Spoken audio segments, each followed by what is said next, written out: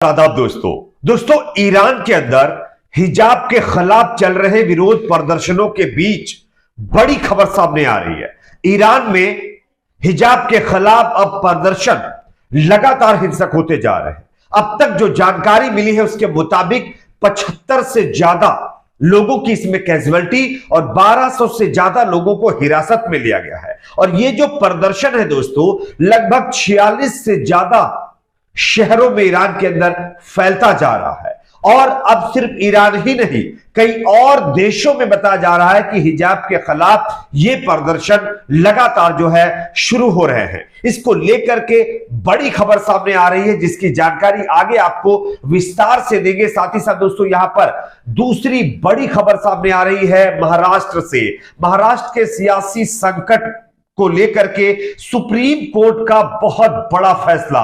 Supreme court ने महाराष्ट्र संकट पर बड़ा फैसला दिया है। क्या फैसला सुप्रीम कोर्ट की तरफ से आया इसकी भी जानकारी देंगे। तीसरी बड़ी खबर आ रही है पश्चिम बंगाल से, जहां पर ममता बनर्जी के 38 से ज्यादा एमएलए बीजेपी के संपर्क में आ गए हैं। दोस्तों ये दावा किसी और ने नहीं बल्कि बीजेपी के दिग्गज नेता और अभिनेता मिथुन चक्रवर्ती ने कर दिया है। क्या है इनके दावे की सच्चाई, इस पर भी जानकारी देंगे। उससे पहले एक छोटी सी रिक्वेस्ट दोस्तों आपसे करेंगे। हिजाब के खिलाफ जिस तरह से ईरान में प्रदर्शन हो रहे हैं इस पर आपकी क्या राय है दोस्तों? कमेंट सेक्शन में अपना फीडबैक जरूर दीजिए। इस वीडियो को ज्यादा से ज्यादा लाइक करिए, शेयर करिए, चैनल को सब्सक्राइब जरूर कर लीजिए। वैसे ईरान एक मुस्लिम कंट्री है ये आप सभी जानते हैं और हिजाब हर जो है इस्लामी बहन के लिए किस तरह से जरूरी है शायद ये भी आपको पता है। लेकिन कुछ लोग हिजाब के खिलाफ भी अब सड़कों पर उतरना शुरू हो चुके हैं। जैसा कि आप जानते होंगे कि हमारे देश में महिलाएं बच्चियां हिजाब पहनने के लिए और जिस तरह से हिजाब पर पाबंदी लगाने की कोशिश की जा रही थी इसके खिलाफ सुप्रीम कोर्ट चली गई है। लेकिन वही इसके उलट ईरान के अंदर महिलाएं हिजाब से छुटकारा पाने के लिए सड़कों पर हिंसक प्रदर्शन कर रही है। ये बहुत ही ज्यादा जो है दुर्भाग्यपूर्ण है। ईरान से बड़ी खबर है, ईरान के अंदर हिजाब विरोधी प्रदर्शन में अब तक 75 से ज्यादा लोगों की कैजुअलिटी, 1200 से ज्यादा लोगों को गिरफ्तार किया गया है और 46 शहरों में बताया जा रहा है कि ये जो प्रदर्शन अब धीरे धीरे करके पहुंचता जा रहा है। ईरान में पुलिस हिरासत में 22 साल की महसा अमीनी की जिस तरह से कैजुअलिटी हुई थी इसके बाद ये प्रदर्शन धीरे धीरे करके लगातार फैलते जा रहे हैं। दोस्तों खबर ये है, मैं आपको दिखा भी रहा, आप देख सकते हैं अब सीरिया सहित दुनिया के अन्य मुस्लिम देशों के अंदर भी हिजाब के विरोध में प्रदर्शन बताया जा रहा है कि फैलते जा रहे हैं।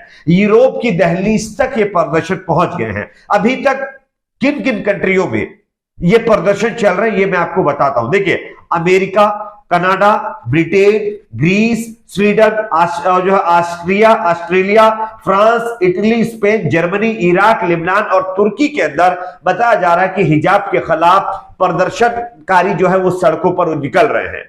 बताया यह भी जा रहा है कि ये जो प्रदर्शनकारी हैं ये ईरान से ही ताल्लुक रखने वाले लोग हैं जो अलग अलग देशों में रहते हैं और वहां पर अपना जो है विरोध हिजाब के खिलाफ जता रहे हैं। इस बताया जा रहा है कि मौके पर कई ऐसे देश के लोग भी हैं जो हिजाब को लेकर के अब चर्चा शुरू कर चुके हैं। दोस्तों हैं आपकी अपनी इस पर क्या राय है दोस्तों? जिस तरह से हिजाब को लेकर के ये कंट्रोवर्सी चल रही है, जिस तरह से प्रोटेस्ट चल रहे हैं, इस पर आप क्या सोचते हैं? क्या हिजाब के खिलाफ प्रदर्शन सही है या गलत है? कमेंट बॉक्स में जरूर बताइए। एक और खबर की बात करते हैं दोस्तों। अगली बड़ी खबर आ रही है महाराष्ट्र से। महाराष्ट्र के अंदर आप जानते होंगे एकनाथ शिंदे और उद्धव ठाकरे के बीच चुनाव चिन्ह को लेकर के लगातार हंगामा पसरा हुआ है और यह हंगामा तब तक खत्म नहीं होगा जब तक इस पर सुप्रीम कोर्ट कोई फैसला नहीं दे देता। खैर इसी को लेकर के आज सुप्रीम कोर्ट में सुनवाई हुई है और सुप्रीम कोर्ट ने क्या फैसला दिया है ये मैं आपको खबर के जरिए दिखा रहा हूं, आप देख सकते हैं। अब चुनाव आयोग ही सुप्रीम यानी शीर्ष कोर्ट से उद्धव ठाकरे और शिवसेना को बड़ा झटका लगा है।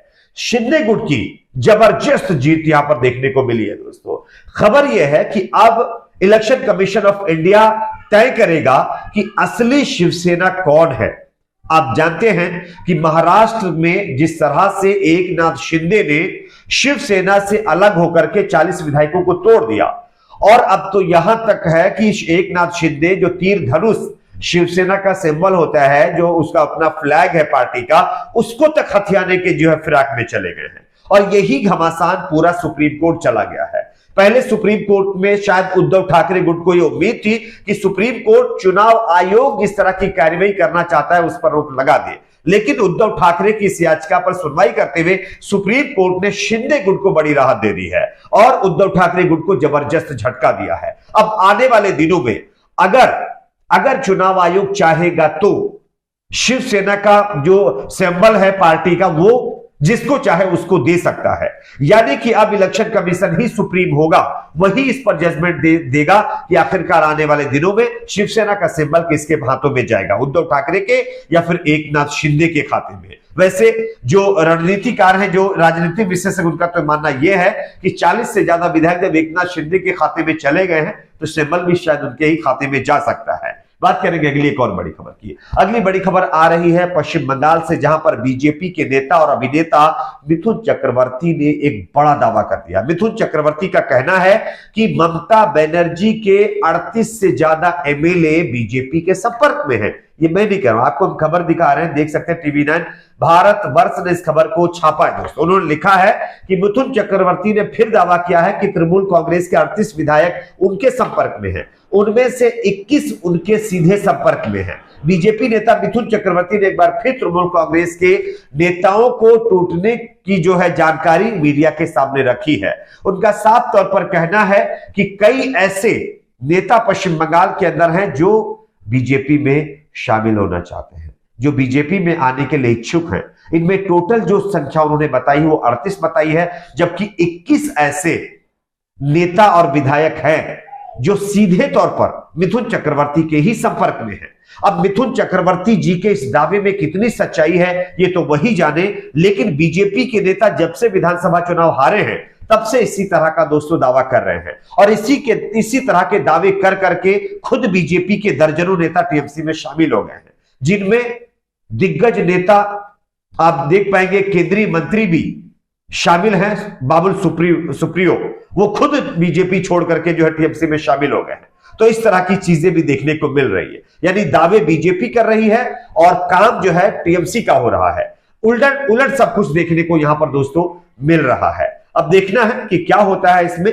आपकी अपनी क्या राय है दोस्तों, नीचे कमेंट बॉक्स में जरूर बताइएगा। इस वीडियो को ज्यादा से ज्यादा आप लोग लाइक करिए, शेयर करिए। अगर आप इस चैनल पर नए हैं तो सब्सक्राइब करके बेल आइकन को जरूर प्रेस कर लीजिए। आज के लिए इतना ही, मिलते कुछ और खबरों के साथ।